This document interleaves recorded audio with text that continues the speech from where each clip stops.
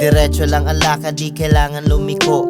Laging buo loob kahit minsan nabibigo. Pangarap mataas kaya akin tinodohan. Di pwedeng nakaupo lang habang buhay lumalaban. Doon sa amin dati puro duda ang tinapon, ngunit nananatili di nila mapapatapon. Lahat ng kamalian ginawa kong pundasyon. Matayog ang tindig parang semento sa kahon. Hindi ako papayag bumaba aking rason. Lalagpasan ko ang humarang sa aking ambisyon.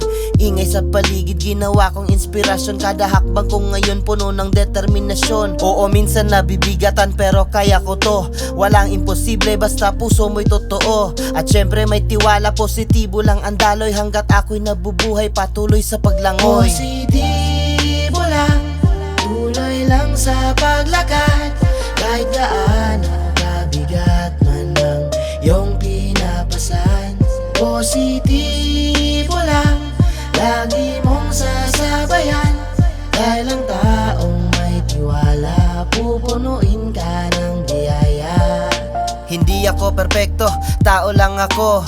Kayod ng kayod kahit minsan ay nasi-zero. Kuminsan parang game na paulit-ulit ang round. Ngunit kada replay ay mas handang makipag-bound. Bawat kwento ng talo, ginawa kong bagong letra. Kumayod lang sa buhay parang Dolce & Gabbana. Ambition ko'y malawak na parang bughaw na ulap. At nangarap lumipad kahit saan pa mahagilap. Kasama ko ang tropa, sama-samang aangat. Walang maiiwanan, lahat tayo may ganap. Pag nadapa, ayos lang, normal lang sa paglakad. Basta bumangon ng buo, yun ang tunay matatag.